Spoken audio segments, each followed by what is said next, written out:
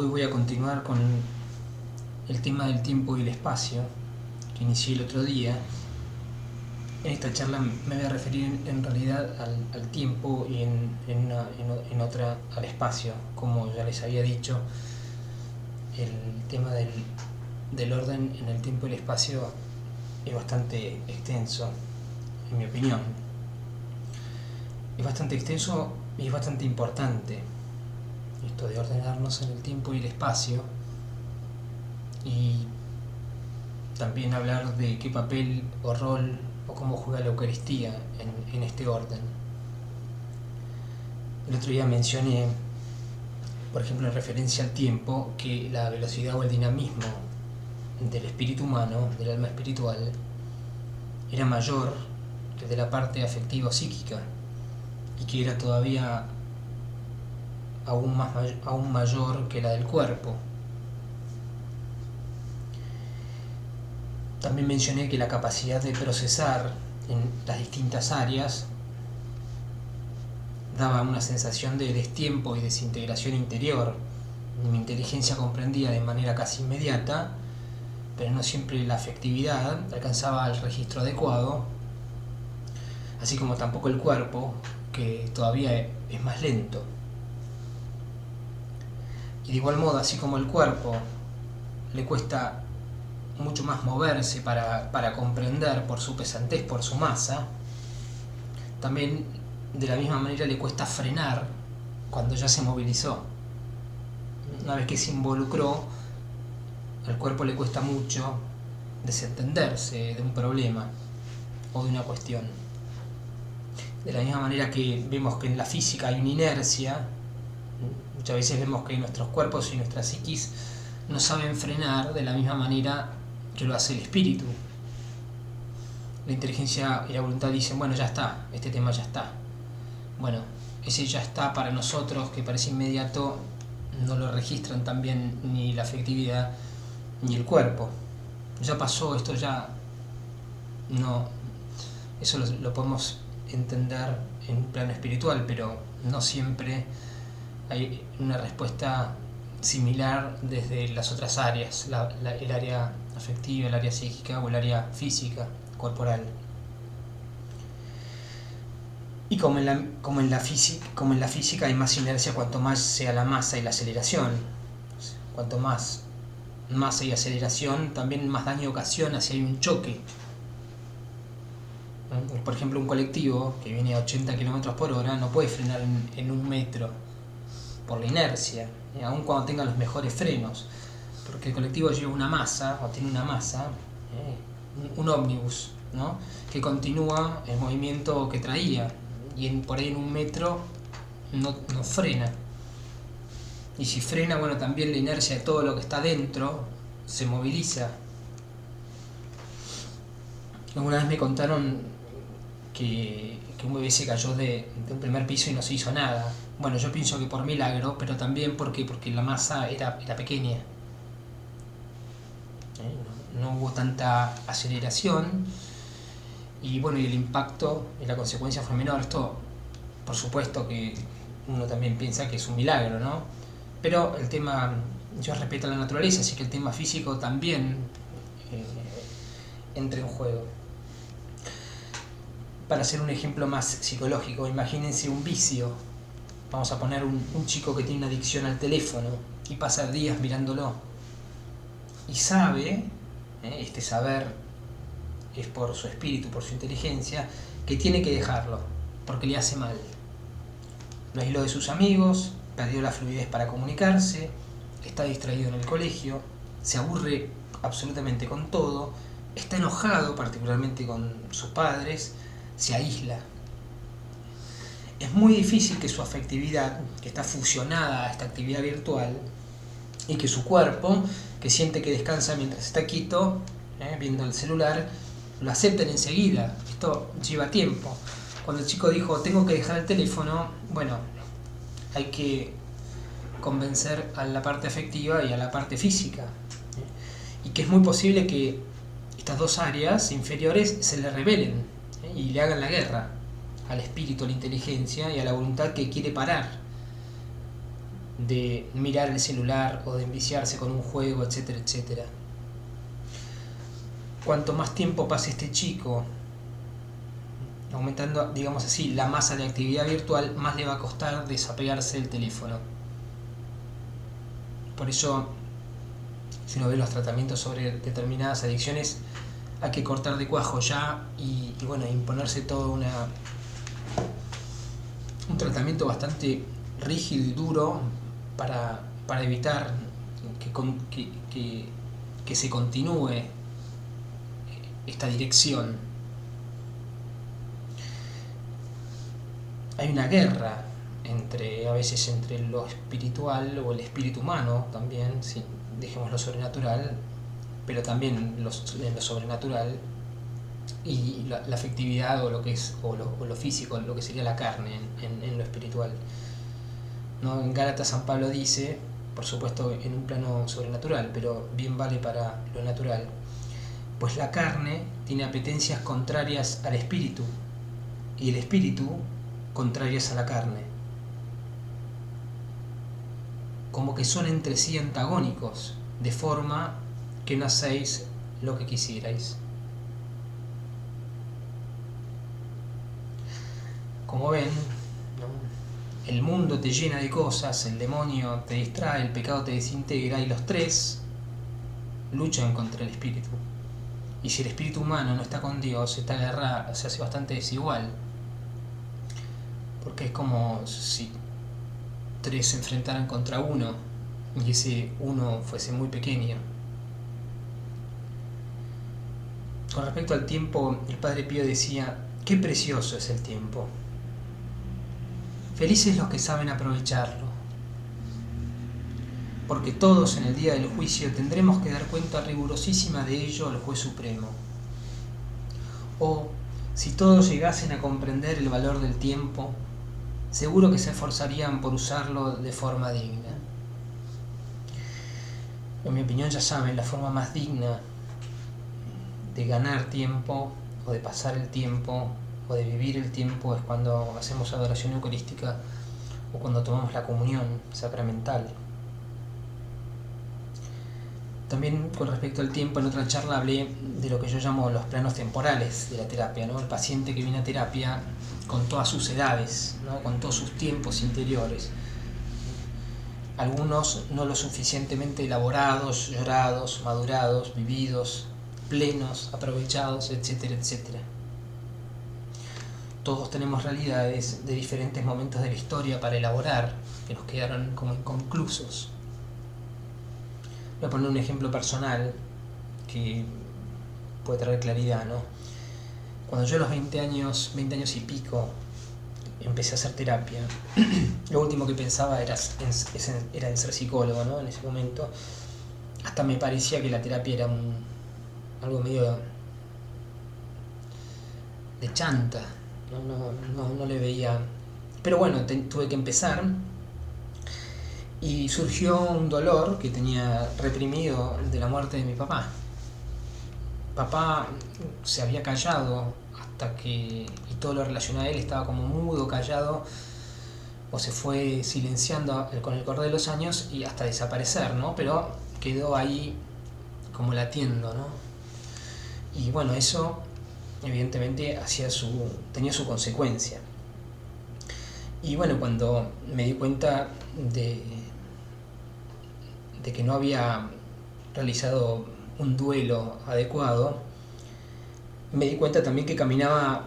Yo tenía 7 años cuando muere papá, así que yo me di cuenta que caminaba en mi vida diaria con un chico de 7 años que a veces interfería y se metía en mi vida. Este chico de 7 años lloraba, tenía miedo, era inseguro, no quería que lo dejen, que lo abandonen, y no quería que lo dejen de querer, y asociaba incluso el abandono a dejar de querer, ¿no? Y ese chico de 7 años a veces se metía en mi vida adulta. Por ejemplo, los trabajos no me duraban muy poco. En cuanto yo tenía un problema, renunciaba, ¿no? Y peor todavía, ¿no? Si estaba saliendo con alguna chica o estaba de novio con alguien, mi novia sufría los caprichos, los enojos, los celos, los miedos al abandono, y a veces yo mismo provocaba quiebres o estos abandonos, y parecía una falta de compromiso, ¿no?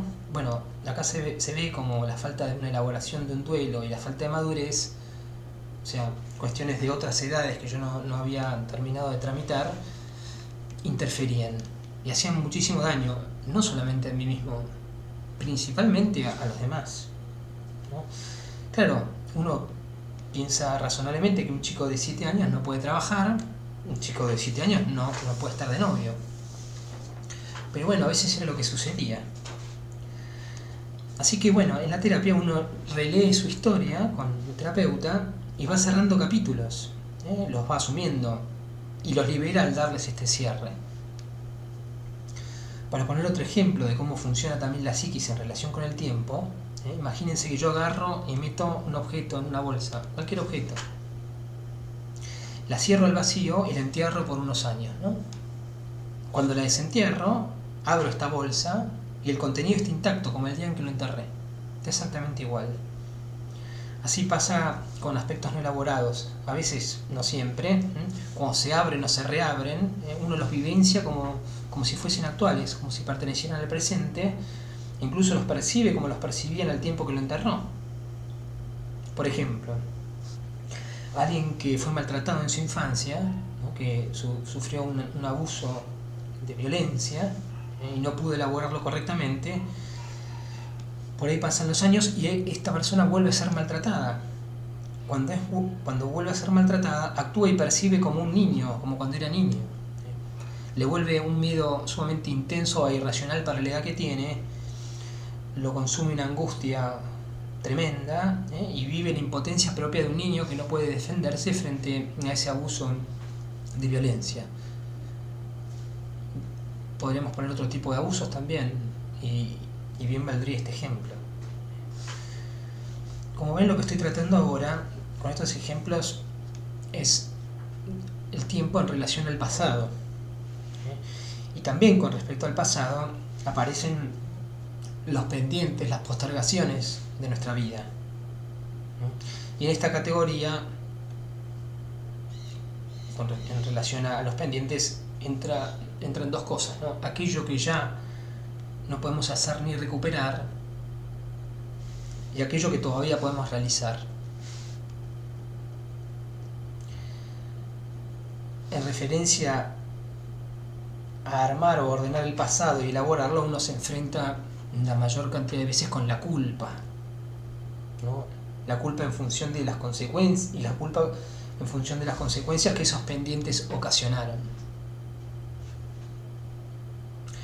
Esto en materia sobrenatural tiene una cierta similitud, pero la sabiduría divina proveyó la liberación del hombre de las culpas y de los pecados. Cristo nos redimió en la cruz, instituyó el sacramento de la confesión, en el que se borran las culpas, aunque luego uno tiene que reparar las consecuencias de esos pecados con la penitencia. Es cumplir con la pena por las consecuencias de la culpa. En materia afectiva es más complejo. Pero como digo, la gracia, en materia sobrenatural, concede al espíritu humano un dinamismo extraordinario, que lo libera y lo sana. Gracias a Dios. Por supuesto que el hombre debe saber y debe querer, o sea, conocer y desear liberarse de esta culpa, si no, más que dinamismo, sería una especie de parálisis. En referencia al futuro, lo que hay que ordenar son las expectativas, los deseos, los sueños, las fantasías. Recuerdo siempre, Santa Teresa decía, la fantasía es la loca de la casa. O sea, te descompagina todo. Mucha gente hoy vive de futuros y condiciona el tiempo presente a esos futuros posibles o esperados. Esto también paraliza, como las culpas en referencia al pasado. Me acuerdo de haber leído un libro de teología mística, que no recuerdo su nombre, copié la cita pero no el dato de dónde lo saqué, y dice así: Las almas de muchos deseos y pocas obras no tienen otro remedio que trabajar. Siempre hablan de futuro. Dicen que terminando esta ocupación han de empezar. Esperando el tiempo que nunca llega, llevan el mal del presente y el bien se queda posible. Mucho más común son aquellos que por su fantasía viven suspirando lo que no pueden ni deben. En ambos, el remedio es no dilatar, actuar en el hoy, arrojarse y trabajar por la meta buena deseada en el primer caso, o para erradicar de raíz el mal deseo, sin dudarlo ni un segundo. En el campo de la psicología, podemos ver muchas veces a personas con miedo o ansiedad a lo que en el futuro le puede suceder. Y la fantasía y el pensamiento suscitan o crean realidades y a veces mundos y universos terroríficos y caóticos, ¿no? El peligro es que esa creación ficticia o ideal, no porque sea perfecta, sino porque pertenece al campo de las ideas, genere un movimiento defensivo que puede terminar agotando a la persona. Yo me imagino algo terrible, yo estoy viviendo eso terrible que me imagino, eso me moviliza. Si me imagino un futuro, yo me movilizo efectivamente en función de ese futuro que me imagino. Genera ansiedad, me moviliza tanto que me agoto, luego deprimo, y por supuesto, la mente y el corazón quedan agotados. En Mateo 6, Jesús trae la solución a los que viven de futurología y crean universos futuros, también presentes, pero irreales. Dice así: mirad los pájaros del cielo, no siembran, ni cosechan, ni recogen en graneros, y vuestro Padre Celestial las alimenta. ¿No valéis vosotros más que ellos? ¿Quién de vosotros, por mucho que se preocupe, puede añadir un solo instante al tiempo de su vida? Mirad los lirios del campo como crecen. No se fatigan ni hilan. Yo os aseguro que ni Salomón, en el esplendor de su gloria, se vistió como uno de ellos. Si Dios viste así la hierba de los campos, que hoy existe y mañana es echada al fuego, ¿cuánto más por vosotros, hombres de poca fe? Este pasaje, que para mí es extraordinario, toda la Biblia, ¿no? Pero este pasaje en este punto es extraordinario, habla de la comida y el vestido. Pero yo prefiero interpretarlo así, ¿no? Que los pájaros del cielo es una referencia a la actividad intelectual, ¿no? Del pensamiento del hombre. Que Dios lo nutre con la gracia sacramental y con su sabiduría. Y los lirios del campo, que tocan la realidad de la tierra, lo concreto, la materialidad corpórea, que algún día desaparecerá en esta tierra, será echada al fuego. Esta corporeidad o materialidad también Dios la cuida y vela por ella, y también con los sacramentos.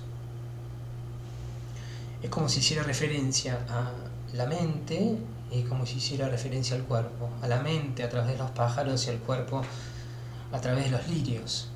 Y Dios se ocupa de las dos cosas, y pongamos en el medio a la psiquis como una cuestión mixta, ¿no? En este sentido, por ejemplo, alguien que está obsesionado con alguna idea, sería un pájaro del cielo que recoge en graneros, que llena y puebla su mente de pensamientos y los acumula sin dejarlos volar ni fluir. Los encierra y los está rumiando permanentemente. A estos pájaros del cielo hay que dejarlos volar de nuestra mente, no enjaularlos, y dejar que el Padre Celestial les alimente e ilumine con el pensamiento eterno, del cual Jesús es la palabra. Juan 6, Jesús dice: es mi Padre quien nos da el verdadero pan del cielo. Yo soy el pan vivo bajado del cielo. El que come de este pan vivirá eternamente. Y el pan que yo os daré es mi carne para la vida del mundo. la Eucaristía. La Eucaristía que da la vida eterna rompe el esquema temporal, lo supera, le da un sentido eterno.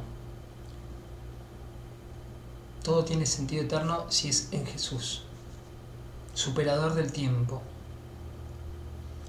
Recuerden lo que le dice a la samaritana en el pozo de Jacob, ¿no? En Juan 4. Si conocieras el don de Dios, ¿y quién es el que te dice, dame de beber? Tú le habrías pedido a él y él te habría dado agua viva. Y también le dice, todo el que beba de esta agua volverá a tener sed, pero el que beba del agua que yo le daré no tendrá jamás sed, sino que el agua que yo le dé se convertirá en él en fuente de agua que brota para la vida eterna. Rompe el tiempo y le da un sentido a ese tiempo que se inicia en la vida eterna, o ya inicia la vida eterna aquí. Les recuerdo la encíclica de nuevo de Pío XII, Mystici Corporis Christi, cuando dice que los sacramentos son los medios vitales que Jesús dejó, y entre ellos la Eucaristía es la cumbre. Esto lo digo yo, pero supongo que también el santo Papa Pío XII también lo diría. Yo lo digo porque lo he escuchado de otros también, aunque lo he vivido.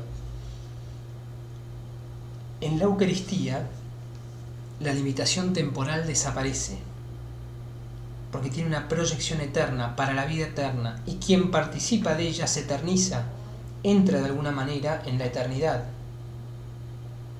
Cuando nosotros contemplamos, cuando estamos en la adoración eucarística, participamos de la eternidad divina.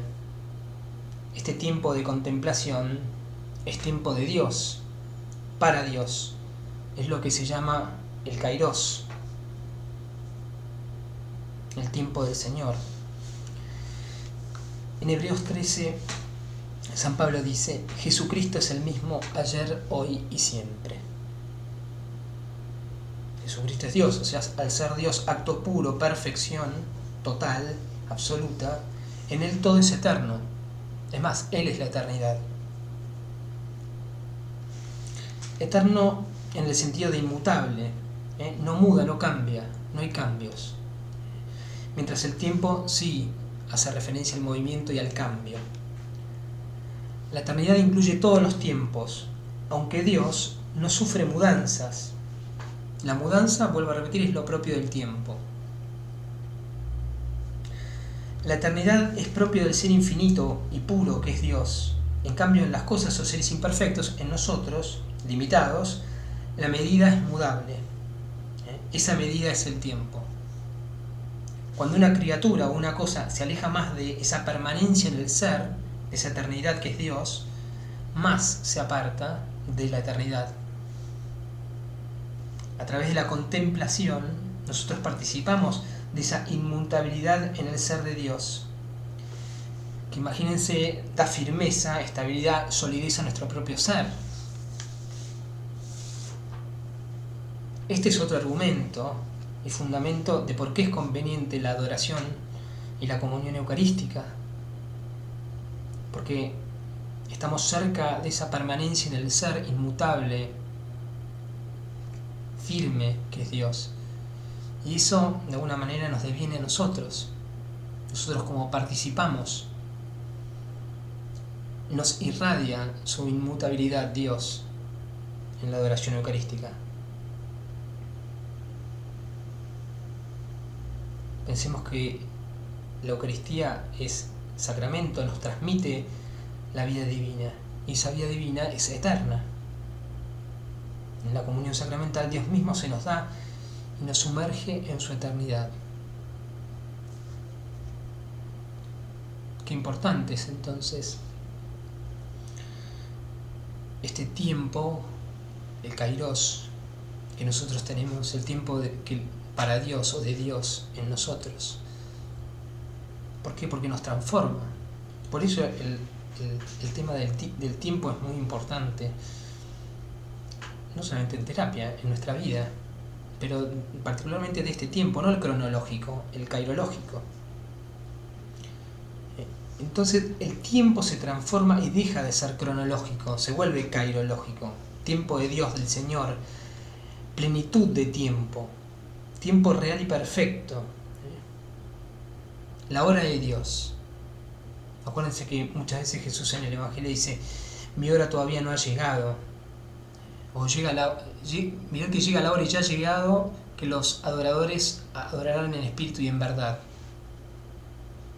Es algo que ya, pero todavía no, pero sí. Un misterio. Un segundo frente a la Eucaristía o en la Eucaristía, en la comunión, es más valioso que infinitas vidas llenas de logros humanos, o infinitas actividades o tiempos dedicados a otras cosas. De la misma manera que, o de una manera que se contrapone a esto, ¿no? Cuando nosotros pecamos, o un tiempo malo es la hora de las tinieblas, en contraposición a la hora de Dios, ¿no es cierto? En este Kairos, tiempo del Señor, tiempo de su voluntad divina, que es orilla de eternidad, todos los tiempos son redimidos y cobran sentido. Nuestro pasado, nuestro presente y nuestro futuro. El Eclesiastés dice, lo que es, ya fue antes, lo que será, ya es, y Dios restaura lo pasado. Hay un episodio donde estaba Luisa Picarreta un poco disgustada porque no podía recibir la comunión todos los días. Y fíjense lo que les dice Jesús. Hija mía, no quiero que te disgustes por ninguna cosa. Es cierto que es cosa grande el recibir la comunión diariamente, pero ¿cuánto dura la estrecha unión del alma conmigo? A lo más, un cuarto de hora. La única cosa que te debe importar es deshacer completamente tu voluntad en la mía. Porque para quien vive de mi voluntad, la unión no es solo de un cuarto de hora, sino que se estrecha unión siempre, siempre, porque mi voluntad está en continua comunión con el alma y por lo tanto, no una vez al día, sino todas las horas, todos los momentos, siempre, siempre es comunión para quien vive en mi voluntad. Recordemos este pasaje para cuando llegue la hora en que se suprima el sacrificio perpetuo y ya no tengamos comunión. O algunos quizá no la tengamos. Vamos a vivir de voluntad divina, pero debemos deshacer nuestra voluntad para vivir en la voluntad de Dios y alimentarnos permanentemente de esa voluntad que es el mismísimo paraíso. También le dice, hija mía, por cuanto tiempo el alma está en mi voluntad, tanto de vida divina puede decir que hace en la tierra. Oh, cuánto me agrada cuando veo que el alma entra en mi voluntad para hacer vida divina. En referencia al tiempo cronológico, me faltó hablar del presente. El demonio siempre trata de sacarnos del tiempo presente, de la hora, porque es en el ahora del tiempo donde nosotros actuamos, estamos en acto, o al menos en capacidad de actuar. Esa potencialidad la podemos realizar, la podemos actualizar. Entonces, ¿qué hace? Nos muestra el pasado, nos tienta y tortura o perturba con las culpas, o nos lleva al futuro y nos abruma con las infinitas posibilidades de situaciones que podemos llegar a vivir, buenas o malas, pero siempre de la forma en que no podamos estar en el hoy. También con las buenas nos lleva al futuro. Cuando yo me gane la lotería, ¿cuántas veces lo he escuchado, no? La persona que vive para un futuro bueno, pero deja de trabajar hoy pensando que algún día se va a sacar la lotería y no va a tener que trabajar más. Es un ejemplo burdo, pero sí lo he escuchado. Dice Jesús, El que pone la mano en el arado y mira para atrás no es apto para el reino de Dios. También no está en el aquí, en el aquí y ahora. En estos momentos de tentación o turbación, cuando el demonio nos saca del tiempo presente o nos, como de alguna manera, marea o desacomoda temporalmente, no debemos hacer nada, no dialogar ni con el pasado ni con el futuro. Permanecer en oración aferrados a Jesús y a María, columnas de salvación. Les vuelvo a recordar el episodio, siempre lo traigo porque es fantástico, de San Juan Bosco, luego de confesar a San Luis Orione, que le manda a romper sus cuadernos llenos de faltas y pecados que había traído Luis Orione para confesarlos, ¿no? Dios ya lo había perdonado, no existían más. Cortar con el pasado y frenar el futuro, vivir el aquí. Esto no quita que no nos podamos proyectar, pero hay una medida. Dice San Bernardo, en la tribulación a los justos los sigue la paciencia, a la prueba la esperanza. En cambio a los imperfectos a la turbación los sigue la perturbación y luego la desesperación. Los impacientes no son solo malos para sí mismos, sino son molestísimos para quien los trata, enfadados e intratables. Para otros tienen consejos de gran perfección y les parece que sus impaciencias son virtudes, por lo cual se vuelven incorregibles. Porque cuando alguien que hace mal piensa que eso que hace mal está bien, o no tiene noción de la dimensión del mal, bueno, no lo podemos corregir porque no puede llegar a ver el mal que considera o que piensa o que hace. Entonces, ¿cómo va a modificarlo si él no lo considera malo? O sea, se vuelven incorregibles. El eclesiástico dice, hay quien se agita, se fatiga y se apresura, y cuanto más tarde llega. Vivamos para hoy, sin impaciencias. Como dice San Pablo en Corintios, el amor es paciente. Si la característica del amor, que es el don más perfecto, es ser paciente, seámoslo, pero sin postergaciones. No lo dejemos para mañana. El Padre Pío decía, el amor no admite dilación y busca expandirse.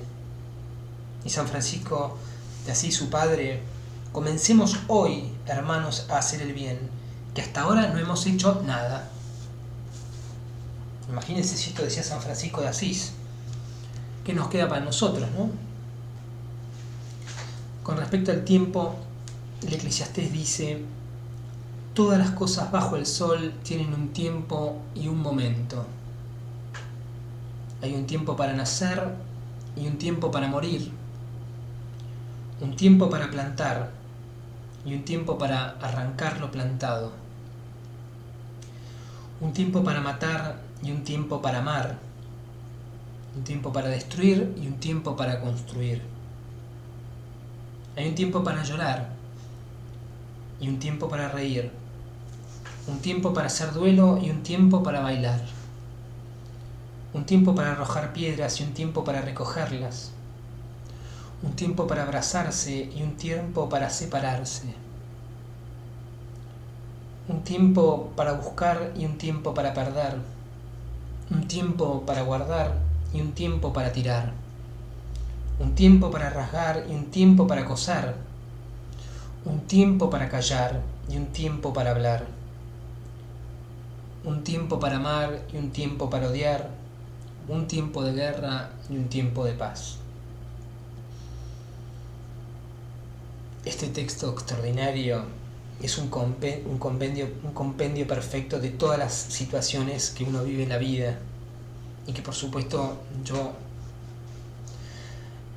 lo veo y surgen en el marco de la terapia. Tanto en el orden natural como en el orden sobrenatural debemos aprender a discernir los tiempos, en qué tiempo estamos, discernir los signos de los tiempos. No estoy hablando en términos escatológicos, aunque bien vendría, ¿no? Saber discernir los signos de este tiempo. Estoy hablando de una cuestión más interior, Qué importante es descubrir en qué tiempo estamos. Jesús en Lucas 12 les reprocha a los fariseos, les dice así: hipócritas, sabéis examinar el aspecto de la tierra y del cielo, entonces, ¿por qué no examináis, pues, este tiempo presente?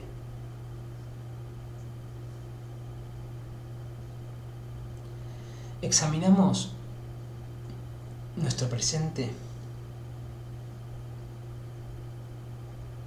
Tanto a nivel personal, familiar, social, universal. Pues la manera más prudente de hacerlo será, ya saben para dónde voy, será la Eucaristía, la adoración eucarística, la comunión sacramental. Porque los tiempos cambian y es propio del tiempo mudar y cambiar, pero la palabra en Jesús permanece para siempre, eternamente, como dice San Pedro. Habéis sido engendrados de un germen no corruptible por medio de la palabra viva y permanente. Al no ser mudable, al no cambiar, no le afecta el tiempo a esta palabra, tiene una firmeza. Esta palabra es Jesús, y Jesús es la Eucaristía. Aferrarnos a esa columna eucarística es permanecer, incluso en lo mudable del tiempo, en lo mudable de la vida, en lo mudable de las cosas, incluso en lo mudable nuestro, personal. San Pedro habla de este germen no corruptible, no tiene desgaste, no muda, no se corrompe. El germen de trigo es la parte interna de la semilla que al removerse y refinarse se hace la harina. En el germen es donde están las células embrionarias de la nueva planta. El que come el pan eucarístico, este germen, donde están las células embrionarias de la nueva planta, el hombre nuevo, en Cristo Jesús, se vuelve trigo bueno.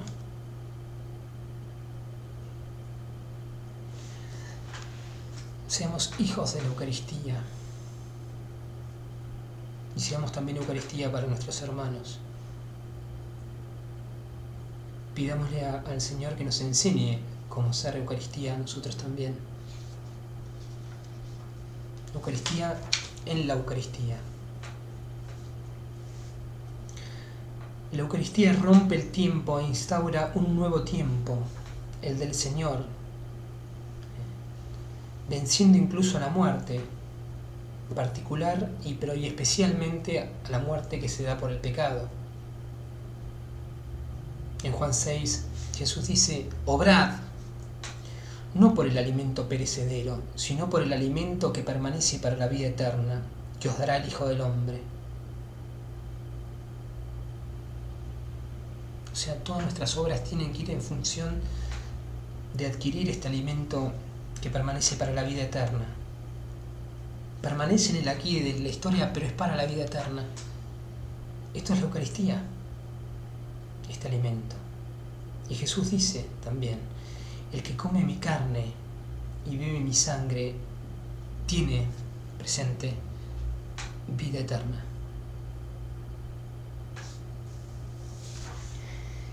Hoy no voy a terminar con una lectura de María Valtorta, no es porque no la haya, pero el tiempo es terrible en internet. Yo hablaría horas, pero me doy cuenta que generalmente hay un límite. Hoy voy a leerla a Luisa, la santa Luisa Picarreta. Dice así: esta mañana es del 4 de julio de 1912. Esta mañana, después de la comunión, estaba diciendo a mi siempre amable Jesús: ¿a qué estado me he reducido? Parece que todo me huye, sufrimientos, virtudes, todo. Entonces Jesús me ha dicho: hija mía, ¿qué tienes? ¿Quieres perder el tiempo? ¿Quieres salir de tu nada? Ponte en tu puesto, en tu nada, a fin de que el todo pueda tener su lugar en ti. Has de saber que todo debe morir en mi voluntad, el sufrimiento, las virtudes, todo. Mi querer debe ser la tumba del alma, y así como en la tumba la naturaleza se consume hasta en realidad desaparecer, y de esa misma consumación resurgirá a una nueva y más bella vida, así el alma sepultada en mi voluntad, como dentro de una tumba, morirá al sufrir, morirá a sus virtudes, a sus bienes espirituales, y resurgirá en todo a la vida divina. Ah, hija mía, parece que quieres imitar a los mundanos que son llevados a lo que está en el tiempo y termina, y a lo que es eterno no lo toman en cuenta. Amada mía, ¿por qué no quieres aprender a vivir solo de mi querer? ¿Por qué no quieres vivir la vida del cielo aún estando en la tierra? Mi querer es amor, y es lo que no muere jamás. Así que para ti el sepulcro debe ser mi voluntad, y la lápida que te debe encerrar y hacerte calcinar sin darte la esperanza de salir es el amor.